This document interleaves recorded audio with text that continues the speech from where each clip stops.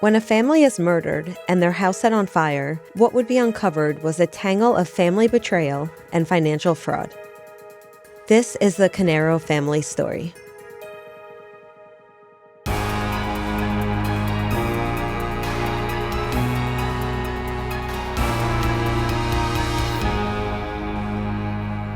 Hi, Meghan. Hi, Amy. I'm pretty sure you know that this case has been on my list since we started the podcast. You and James actually made a joke that the name of this family is always on the episode list, but it just always got moved down and got moved down. It's been on the list for 5 years. It has been. Actually, this event happened about a year before we even released our first Women in Crime episode. Wow. So it has always been on my radar. The trial keeps getting delayed. Of course, COVID was one of the main drivers of the delays in this case, but what I consider really interesting is a lot of reports say that the delays are due to what they call a dump truck of evidence to go through. Oh, okay. And we'll talk a little bit about some of that evidence. Is this case local to you? Is that why it was on your radar? Yes, this case is very local to me. Okay. In fact, I was able to see some of the aftermath from my home. It's about 3 miles away. Oh, okay. Yes. Understood. And, friends of friends know people. It's Right. a town next door. Right. I saw emergency vehicles and some of the other aftermath. So we'll get there. But for now, let's meet the family who's at the center of today's case. The Caneiro family was comprised of Keith and Jennifer Caneiro and their 2 children, 11-year-old Jesse and 8-year-old Sophia. While Jennifer grew up in Staten Island and went to Albany University, her husband Keith immigrated to New York from Spain with his family when he was a young boy. His parents raised him and his older brother Paul, who was only about a year older, and a younger brother Corey, who was about 7 years younger. Keith and Paul were very close. Again, they were only about a year apart. And the two would start a computer install company called J. Martin Consulting together in 1987. And by the early 90s, the business was doing really well, and around this time is when Keith met and fell in love with Jennifer. The two would get married in 2000, and then they would later welcome son Jesse, followed by daughter Sophia 2 years later. As the family grew, Keith was also growing his businesses with Paul. Now, the computer install company was doing so well that Keith expanded into a new company called Square One. And this is a company that he owned and managed with Paul. And they also would go on to open a pest management company called EcoStar. For this company, Paul fronted, but Keith financially backed. I see. So Keith was kind of a little more involved in the Square One business, while Paul was more involved in the pest control business. Mm-hmm. They operated the businesses out of the same building at Asbury Park. You know Asbury Park. You've been there, right? Of course. I love Asbury Park. Yes, one of the greatest things about New Jersey, Asbury Park. I agree. As their success grew, they were able to move their families to the New Jersey suburbs. Now, while both brothers enjoyed success, Keith really was the go-getter. He had an entrepreneur spirit, and he was very good with money.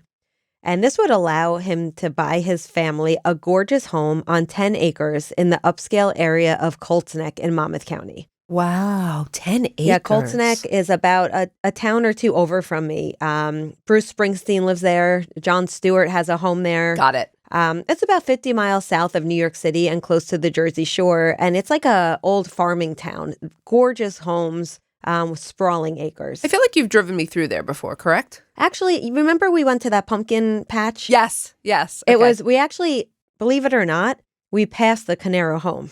Oh, on the road. Okay. At the time, I didn't think to point it out to you. Oh, okay. But yeah, so that's the area, like lots of land and it's beautiful. homes. Yep. Yeah. Keith was always looking to better himself, and he was such a hard worker. I mean, he was also described as an avid reader, and he would blow through 3 to 4 books a week. Whoa. Which is incredible considering he was such a busy guy. I was going to say that. I'm so jealous.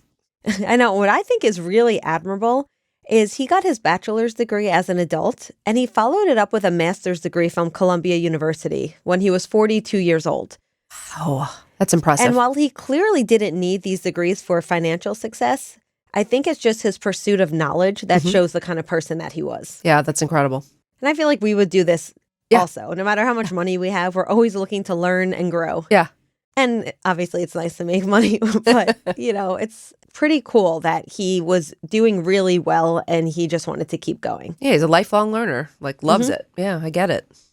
He was described as a devoted family man who was always helping the community. He would lend a hand to anyone who needed it. And his wife, Jennifer, not surprisingly, was also very loved by the community. She was very active in the children's school. And Jesse, at the school, Jesse was in 5th grade and he played baseball, while Sophia was in 3rd grade and she participated in the cheerleading program. And everything seemed to be going well for the family. But in 2008, Keith was looking to end his partnership with his brother, Paul. Why? Now, I said the two were close, right? Yeah. Well, at the time, unbeknownst to most people, things were going on behind the scenes. You see, the day before the events we are discussing, Keith sent an email to his younger brother, Corey, and 2 other business associates. And in this email, he stated that he would be withholding funds to Paul as there had been some missing money. And then there was also a report that said Keith was so upset by this that he was actually considering moving his family to California, where he wanted to start a new business venture. Oh, okay. And something else I just want to add, while their companies were doing well, things were not that great for Paul because he had been in a terrible car accident in 2012. As a result, he had several surgeries and chronic pain. Ugh. And so because of this, it somewhat left Keith running the bulk of the businesses, though he was still getting paid and collecting money. Okay. And according to reports, Keith was just getting so tired of doing all of this work, and he was ready to start a new venture. But a tragic event in November of 2018 would not only destroy the brothers' businesses, but the entire Caneiro family.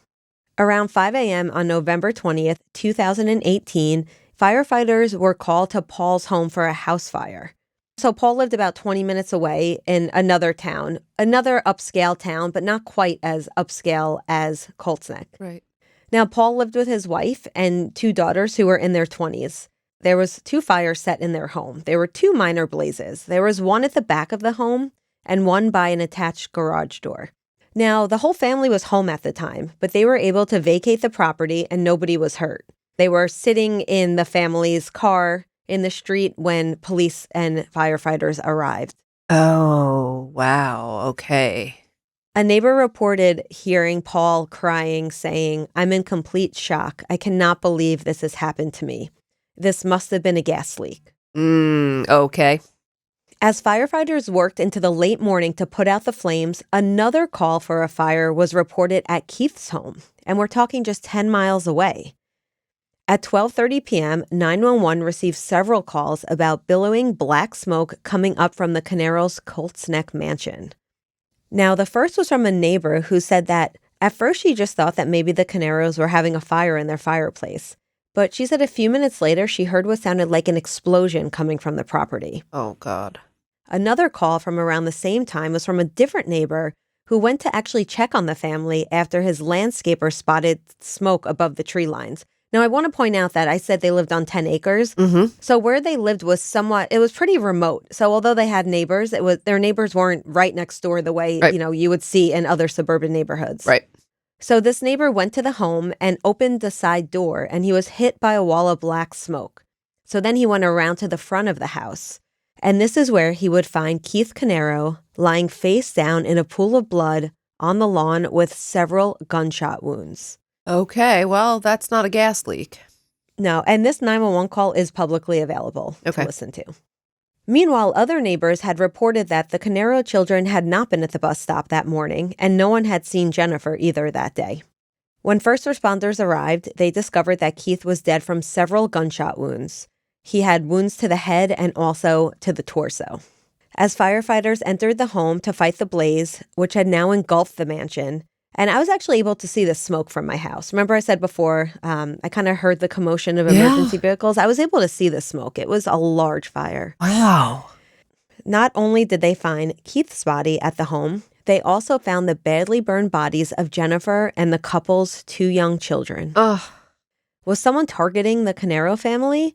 Or was it mere coincidence that both brothers had a house fire on the same day? Now, there's obviously one very major difference between these 2 fires. Right. One was fatal and Yes. one was quite minor. Yes. One, you have 4 deceased family members, and another, you have 4 family members who survived. You also have gunshots. You have, this is very different than someone who's claiming to have experienced a gas leak. Yes, exactly. Now, there were a lot of early theories. What would you think would be like the first theory looking at the Caneiro family home? Well, I mean, I already know what my theory is, and I don't know the story. I don't know this Okay, so family, but I can tell you what. taking out the fire in Ocean, if you get to a home and a whole family is deceased and there's gunshot wounds and a fire, I mean, most people are thinking this was a murder-suicide. Yeah, no. Okay, so I knew what my theory was, but if you take out the Ocean, then that makes. Yeah, that's what I'm saying. Yeah. Of Okay. course, when you add in the other fire, it changes everything. You'd also have to know, though, where he was shot, where the gunshot wounds were, Yep. because it's possible, but I would also think that this family was murdered and then someone set the house on fire to cover up the murders. Exactly. I mean, it was abundantly clear from the initial investigations that both fires were caused not by gas leaks, as Paul suggested, but by arson. Right. I mean, I have so many questions. I know. I want to know where Paul Caneiro was the evening. I want to know if he left his home the night of the fire before that. We have plenty of evidence that shows us where he was that evening. Okay. Now, only the next day, it didn't take very long, evidence showed that Paul had used gasoline cans from his shed at his home to set his own home on fire. Of course. Mind you, while his wife and daughters were inside. Right. So, because they were able to prove that very quickly, he was arrested and charged with aggravated arson. Now, they already started thinking that there's some strange thing going on. Is there a connection? But now they had their guy at least in custody. Okay. On that same day, Monmouth County prosecutors announced that the deaths of Keith Caneiro and his family were targeted murders, and they based this on the bullet wounds to Keith and the fact that the times of death determined that Jennifer and her 2 children had been killed prior to the start of the fire. Okay. So their cause of death was not smoke inhalation. No. I mean, the community, and the reason why I think the prosecutors came out so early is because the community was scared. This is a very upscale community, very safe. Things like this just don't happen. So I think the prosecutor's office wanted to make it clear to the public that, there's not somebody on the loose here that's going to be victimizing others. But I'm sure people were still nervous. Of course. Investigators combed through the burned wreckage over Thanksgiving weekend, and the medical examiner's office performed autopsies to help get a clearer picture of what happened to their family. Now, the findings revealed that Keith was shot 4 times in the head and once in the torso outside of the home. Jennifer, who had been found by the basement stairs, had been shot in the head and stabbed in the torso. 11-year-old Jessie was found in the kitchen and had been stabbed in the arm and in the torso. Oh my gosh. And the youngest of the family, 8-year-old Sophia, was found on the stairs leading to the 2nd floor, and she too had stab wounds. This is unbelievable. And while initial reports suggested that Jennifer and the children had died prior to the fire, lung damage and smoke inhalation during Sophia's autopsy proved that she had still been alive when the fire overtook the home, and some reports say this was true of Jessie as well. Oh, this is awful. As awful as it gets. Yeah. Who would do such a thing to this family? Well, I'm really, really concerned about the fact that I think it's a family member. I mean, it's the most appalling part of it. Yeah, and investigators' primary suspect was none other than Keith's older brother and business partner, Paul. Okay, so you asked, if there was some security footage. Yeah. Well, Paul went to dismantle the camera in his home right before he set fire to the home. He dismantled the cameras. However, he didn't realize his neighbors also have cameras. Right. Now, setting that aside for 1 minute, they searched his home. And in a search of his home, they uncovered a bin of bloody clothes, a knife, and a gun that fit the caliber of bullets that was used to kill Keith and Jennifer. You've got to be kidding me. Listen to this. The CCT footage that they found from neighbors and businesses in between the 2 brothers' homes, they show Paul leaving his home around 2 a.m., taking roads that led directly to his brother's home in Colts Neck, and returning home around 4 a.m. I mean, I don't know what. Okay, all right. So, yes. And so this is well within the time frame of the murders. Yeah.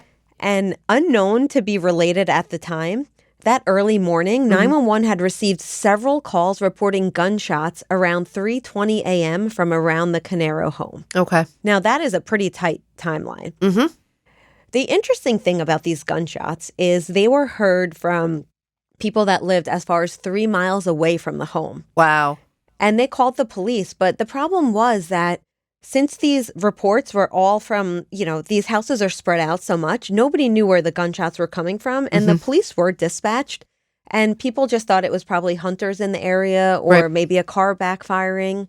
But of course, once they start getting more information and the pieces are coming together, there's a very clear timeline of what happened here. Okay. So Paul had a lawyer by this point, and his lawyer made a public statement saying that his client was innocent of setting the fire at his own home and that his wife and daughters have been supportive of him since he was arrested. It was also said that Paul loved his younger brother, Keith. The two were best friends, and he would not do his brother harm in any way. The lawyer went on to say there were no serious issues brewing between them and nothing wrong in the two companies that the brothers owned and managed together. Well, the evidence would tell a very different story. In fact, investigators revealed that there were serious issues brewing between the brothers. For starters, after Paul's 2012 car accident that I had mentioned, Paul had been having his wages from the business sent to his wife so that he could collect disability while still maintaining his income. Okay. And Keith had an issue with that. Keith was a very honest stand-up guy. Yeah. Because it's fraud. And he had sent an email to Paul saying that he would no longer be sending Paul's wife any money. Likewise, Keith had alerted Paul that he was spending too much of the business funds and that there were some discrepancies in the bookkeeping that Keith was looking into. Oh, do we know what he was spending it on, or it's not really relevant? Well, I can tell you he owned 2 Porsches. Okay. So he's just spending. He was living a pretty lavish lifestyle. Okay. On top of all of this, Jennifer and Keith had discovered that Paul was stealing money out of their own children, Jesse and Sophia's college funds. So Paul was stealing from his nieces and nephews' college funds and using it for his own daughter's education. Wow. And that's not all. Keith had recently publicized his desire to end his partnership with Paul and potentially move the family to California. Okay. So it is very likely that Paul got news of this. Because remember that email I mentioned, that happened the day prior. So I think, we see a buildup. I think Paul's realizing that the chips are about to fall, and then maybe that last email is what was the catalyst here. He's not going to have any access to money anymore either. Once the businesses are gone, it doesn't sound like he's going to be running his own businesses. That's it. No, because Keith was really the brains behind everything. Yeah. With financial motive and enough evidence to make an arrest, Paul Caneiro was charged with 4 counts of murder, 1 count of firearm possession, 1 count of knife possession, and 1 count of aggravated arson, 1 count of aggravated theft, and the misapplication of entrusted funds. These are some hefty charges. And what do you think? You think this guy is going to take a plea or what? I don't think he's going to take a plea. I don't even know if they're going to offer him one. It sounds like, unless I'm really missing something, it sounds like the evidence is what I would call overwhelming in this case, right? I would agree that the evidence is overwhelming, and that's why I was pretty shocked to see that Paul pled not guilty and faces a possible sentence of life without the possibility of parole, plus 211.5 years in prison if he is convicted of all 16 charges against him. And the prosecutor has publicly remarked that if New Jersey still had the death penalty, there would be absolutely no question that this would be a capital case. Oh, in fact, this is like the reason why, cases like this, the reason why the death penalty exists. I agree. Yes, I agree that this is the type of case for which death penalty would be appropriate in seeking it from the prosecution. So I assume that he's going to go to trial because look at it this way, any offer that he's going to be made, they're not going to make him anything short of life or, you know what I mean? 50, 60 years. So he's probably thinking, go to trial. What would be the incentive? What's he going to really lose by going to trial? Because there is no death penalty on the table. That's usually where people like this, don't want to gamble. Yeah. And I think that this is one of those examples where the death penalty could be good because it could be used as a bargaining tool. Right. Because I think the last thing the prosecutor wants to do is take this case to trial, given that there's so much evidence, it's going to be lengthy. And I think most importantly, how emotional this trial is going to be for the surviving family members. This is really heinous. I hope, are you going to get into his background at all? Like, does he have a history of any violence, criminal history? I just want to know, is there anything to have indicated that, this was, you could never predict this, but that he could have done something so violent? Yeah, we'll talk about the little bit that we know. I Okay. think probably more will be revealed at trial. But Okay. I don't know if you've caught on to this, but this was late 2018. This is more than 6 years ago. So this has to I be a mean, lot this- of COVID delays, right? Well, this case has been moving so slowly through the system. Paul, now 58, remains incarcerated without bail at the Monmouth County Jail. Okay. Now, Monmouth County Jail is actually only a few miles from where my mom lives. Right. And actually, that's where I went for jury duty. Do you remember I was called for jury duty last summer? Yeah. And I was convinced it was for this case. Yes, I do remember. Yes. Okay. Well, It was spoiler not. alert, it was not. And I wasn't picked anyway. And I don't think I would have been picked even if it was for this case. I don't think But so. let's talk a little bit about the reason for the delay. And a lot of it has to do with the plea bargaining. Oh. Because Paul has refused all pleas. And the prosecution wants this case settled without going to trial. However, Oh. Okay. yep. And I'm assuming the family is on board if the prosecutor is pushing so hard. I would assume so as well, yeah. But no matter what, he's not seeing the light of day. And I'm pretty sure the family just does not want this case, going through trial. This is going to be extremely emotional. It's going to be well publicized. It's also, they're saying it's going to probably be a 5 to 6 week trial. Oh, There's gosh, mountains yeah. of evidence. Yeah. And you remember I mentioned Corey is the youngest brother. Yes. So there's another family member. He has young children as well. His Oh. children might be, teenagers by now. But and then, the surviving parents of Keith and Jennifer, the grandparents of the children who were murdered. Yeah, There's this is going to be just too many people. A whole community, is grieving. One of the more recent court proceedings was in late December of 2024, and it was for a proceeding called a plea cutoff. Have you ever heard of this? I don't think so. No. Neither have I. Isn't it amazing? No matter how long we do this for, we're still learning. Well, what's amazing is that a lot of my research is focused on plea bargaining, and I don't know that I've heard of this. But go ahead and describe it. Maybe I've just heard it referred to a different way. From what I understand, it's called a plea cutoff proceeding. And this is where a judge sets a firm deadline known as a plea cutoff date, by which a defendant must accept a plea bargain from the prosecution. After this date, the defendant can no longer negotiate a plea deal and must proceed to trial if they do not want to plead guilty to the original charges. So the impression I get is that they've been going back and forth for this many years, and the judge has had enough. And maybe it's just the defense team trying to stall things for whatever reason. Well, this is very interesting because I don't know if this changes from jurisdiction, but, I think I've told you this. I've attended trials in New York where a plea bargain has been struck mid-trial. So I'm not sure if this is just to a plea cutoff just to move the case to trial, or if the judge is really going to say no pleas after this. I'm not sure how that works, but I definitely know in other jurisdictions that you can take a plea pretty much as long as the jury hasn't come in. Well, I'm pretty sure that that's what makes this so unique, is that this is saying it's off the table. Interesting. Okay. Yeah, and I don't know, maybe that's something that very few states have. I hadn't heard of it either. So it might be something you want to look into for a new line of research. It's pretty interesting. I'm gonna look at it right after we're done here, just so you know, because I need to know. Yeah. I mean, there have also been several pretrial hearings in this case, as you could imagine. Right. Another recent one, late 2024, was an evidentiary hearing focusing on the DNA technology used. Okay. Remember I said there was a piece of clothing found in Paul's basement? Well, this piece of clothing was bloodstained. And there was a DNA mixture determined to be from Paul and Sophia with another mixture in which Jesse was deemed to be a contributor.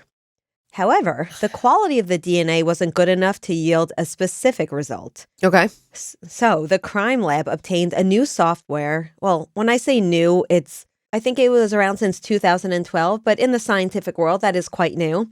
This new software runs an analysis technique called STR Mix. Have you ever heard about this? Yeah. Okay. I'll talk a little bit about it in a moment, but first I want to tell you what it found. So it showed that the blood in the stain appeared to be mostly that of Jesse, and that the DNA was reported to be 2.7 septillion times more likely to have come from Jesse than someone else. Now, why would this be an issue? Well, the defense has challenged it, saying that it resulted from the use of technology that has not been generally accepted in the scientific community. I see you lipping it because you knew. Yeah. So let's talk about this technology. The computer software program known as STR mix, uses a method called probabilistic genotyping to analyze complicated mixture, which is usually smaller amounts of DNA.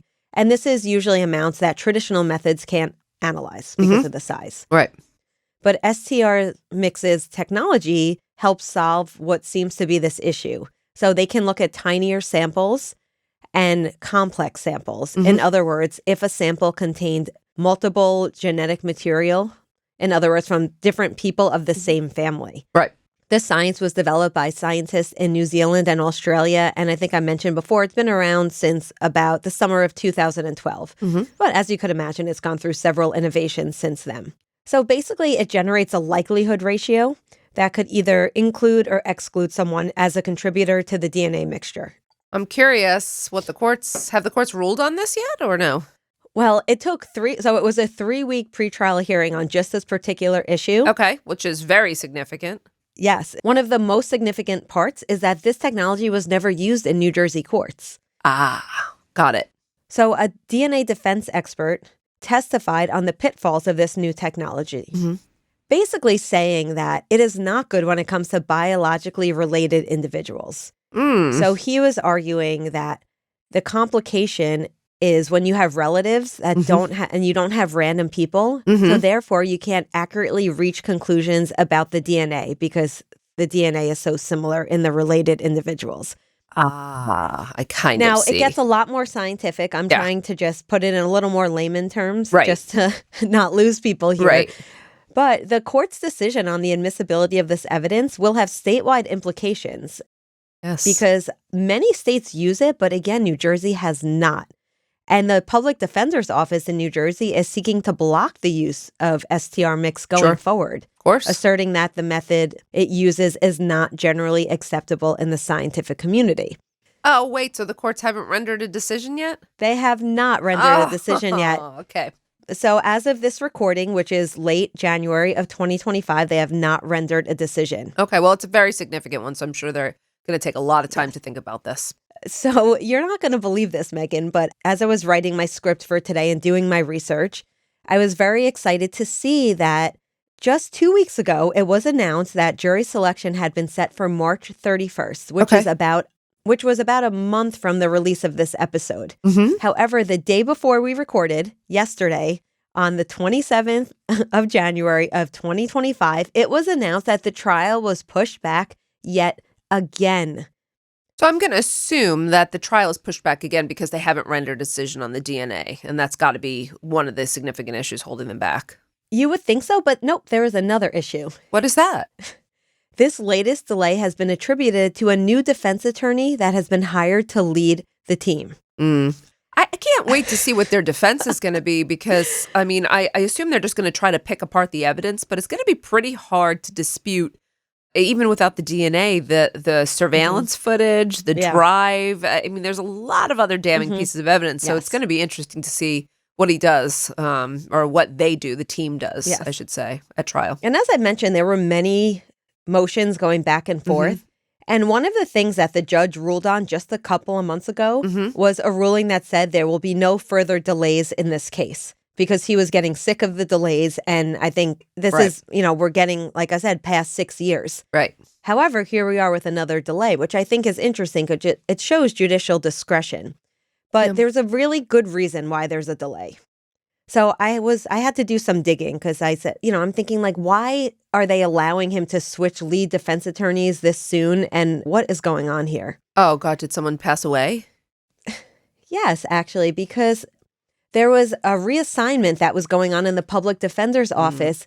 And this restructuring happened as a result of a sudden death of one of the head public defenders in Monmouth County. Got it. So this makes perfect sense because this is something that's out of everyone's control. Yes. I was actually surprised that he didn't get a private attorney. I mean, I'm assuming his assets have been frozen and he has no money left. Also, there'll be a little bit more on his financial situation in just a moment. But I thought that somehow he was going to figure out a way to get private defense. Well, he was living beyond his means, so I'm sure he didn't have any money. So the new lead attorney went before the judge and explained that March 31st is simply not doable, given that there are, get this, there was over 60,000 pages of evidence And this is not including the evidence that is stored digitally on flash drives, hard drives, and disks. Whoa. Yes.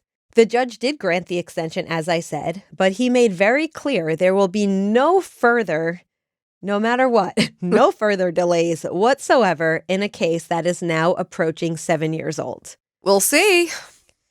I mean, I can promise you that I will be following this trial closely. I have a question, but can you attend some of the trial, or is there going to be such, Yes. I wonder if there's going to be such limited seating, but I mean, if this was me and local to me, I'd want to attend some of it. So jury selection is slated to begin on May 19th. Mm-hmm. Unfortunately, I will not be called because I had just served recently. But I'm wondering if anyone I know will be called. I mean, Right. I guess I don't know everyone in Monmouth County, but I grew up here and I live here now. It's possible. Testimony is slated to begin on June 2nd. Okay. And yes, my plan is to try to attend the trial. Okay. I think it's going to be, I haven't heard yet if media is going to be allowed. I'm going to guess not in a case like this, but You never know. We'll see. it's high profile. I don't think this is going to be an empty courthouse. No, certainly not. And this is going to be a busy time for us in our trial watching because you know who else is supposed to be going to trial in the summer? Is it Karen Reed? Actually, nope, but that's another one. Oh, Brian Koberger. Yeah. Yeah. So maybe we'll do some trial watch parties or something. I don't know if we're going to be able to do anything else but trial watch. Jeez. I know. Okay. And as I mentioned, commentators are estimating that this is going to be a pretty long trial, again, with all that evidence. Yeah. And actually, maybe we'll make, maybe it'll be a reason for you to come to Jersey and visit. Maybe we'll go listen to some testimony in this case. I mean, I would love to attend some of the trial in this case. Yeah. I'd be very curious to see what kind of defense they're going to put on. I'm just really, really curious.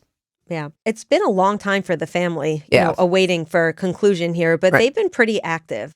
In 2020, Jennifer's father sued Paul, and much of the suit backs the findings of law enforcement in their hunt for a motive. Now, the civil suit claims that Keith and Jennifer accused Paul of stealing tens of thousands of dollars from them and their businesses that the brothers had together. Okay. Again, going back to that email, this was the email that Keith had sent to his business associates the night before the murder. Right. Well, more details emerged during the civil suit. And the email stated that Paul would no longer be paid his $225,000 annual salary. There it is. So there it is. Actually, I wouldn't have been surprised if he was somehow hacking into Keith's emails, or maybe they cut him off that day. I don't know exactly. But again, we'll probably find out more information. Okay. In separate emails and messages cited by the lawsuit, Keith said he was working on selling his companies to pursue a new position because he was simply done dealing with his older brother. Okay. And in April of 2018, Jennifer told her sister that Paul had stolen thousands of dollars that were intended for her children's trust and education funds.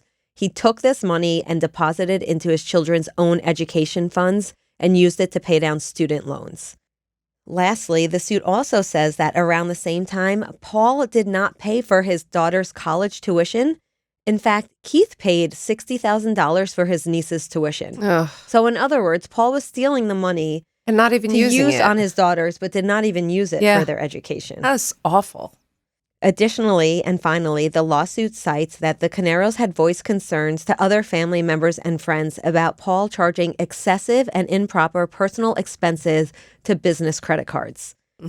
Yeah. Now, I wasn't able to find a foundation in the victim's name. However, at the time of the memorial service, the family had asked that contributions be made in the family's honor by donating to Reach Out and Read.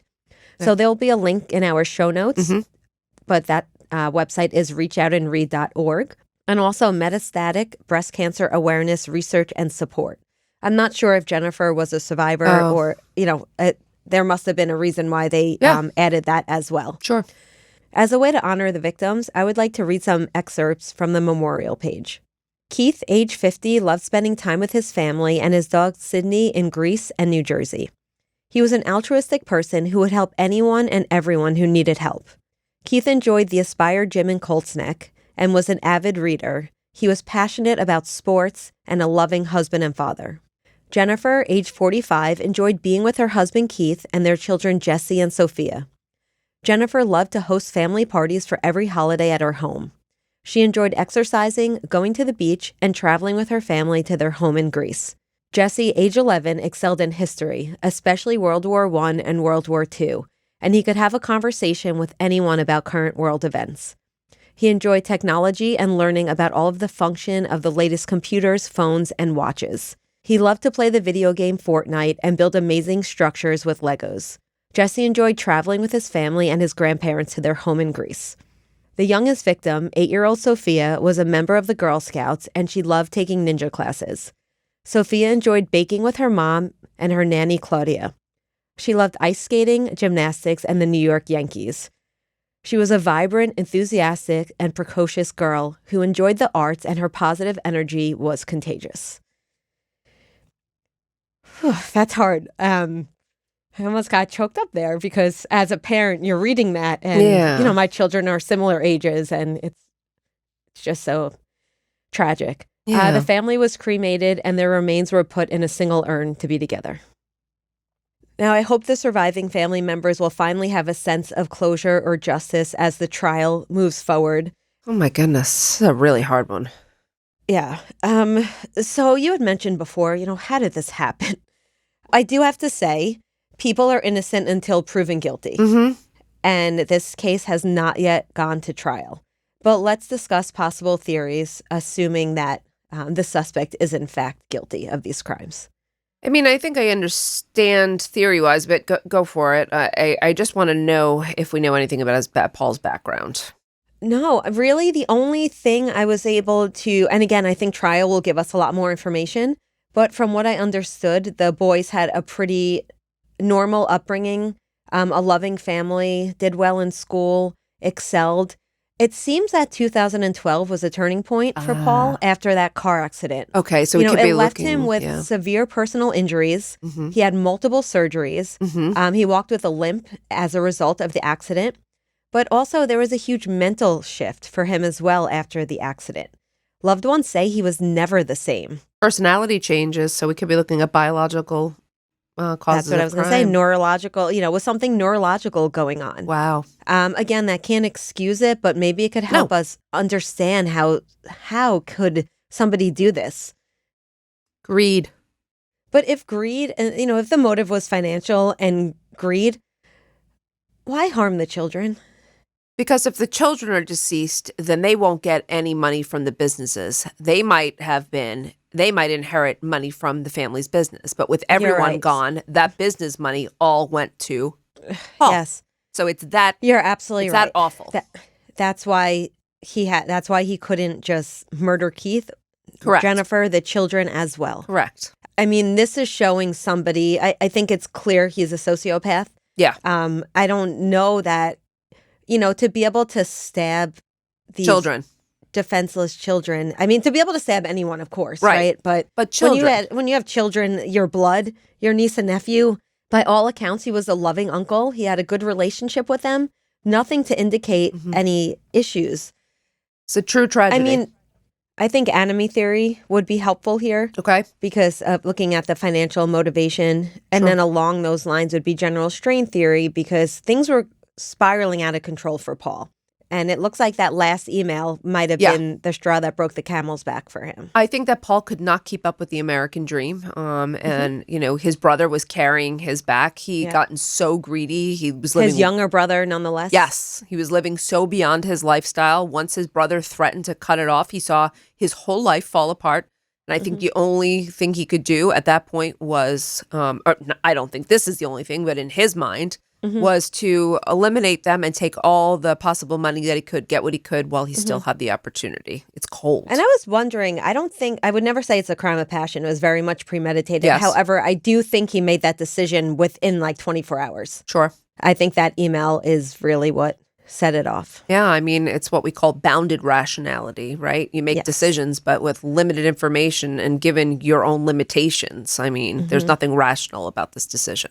Yeah. I don't know if there's any other theories I can really think of. I think the neurological and the, financial strain kind of probably cover it, but I think he probably has some sort of personality disorder as well.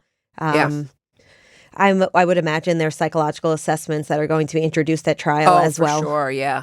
I would definitely I wouldn't be surprised if they give him the psychopathy scale and he rate's pretty high on that. I wouldn't be surprised if they tried to introduce evidence that he had frontal lobe damage as well. Yep.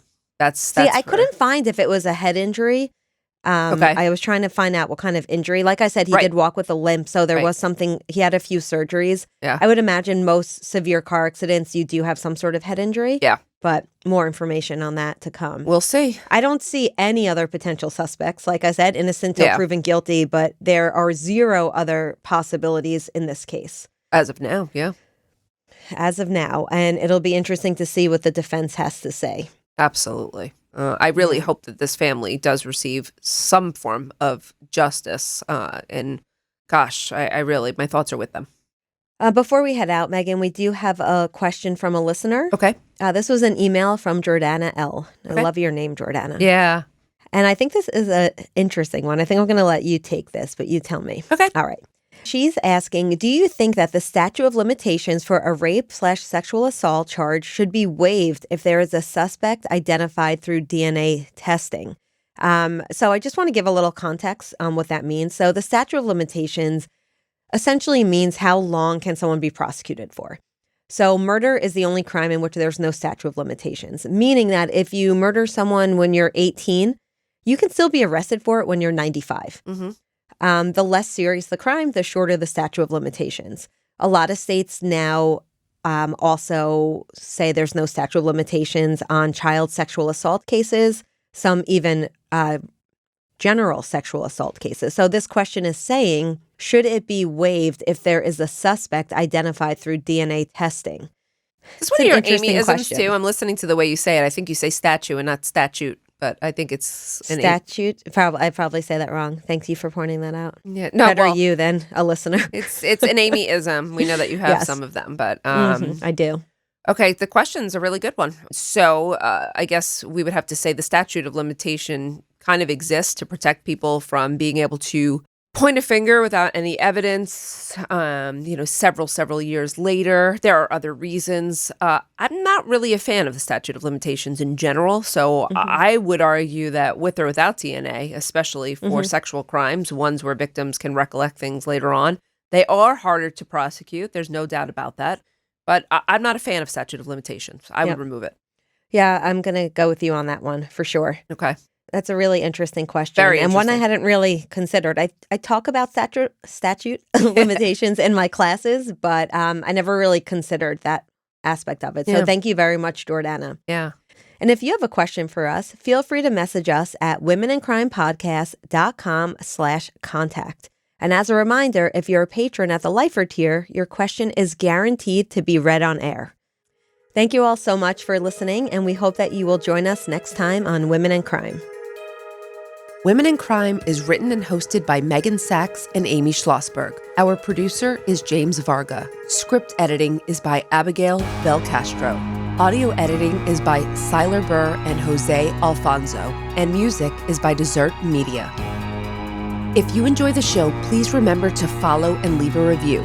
You can also support the show through Patreon, where you can get access to additional ad-free content such as exclusive full-length episodes, lectures, a book club, and virtual happy hours with Meghan and Amy. For more information, visit patreon.com/womenandcrime. Sources for today include ABC New York, New York Times, NBC News, the Asbury Park Press, and NJ.com.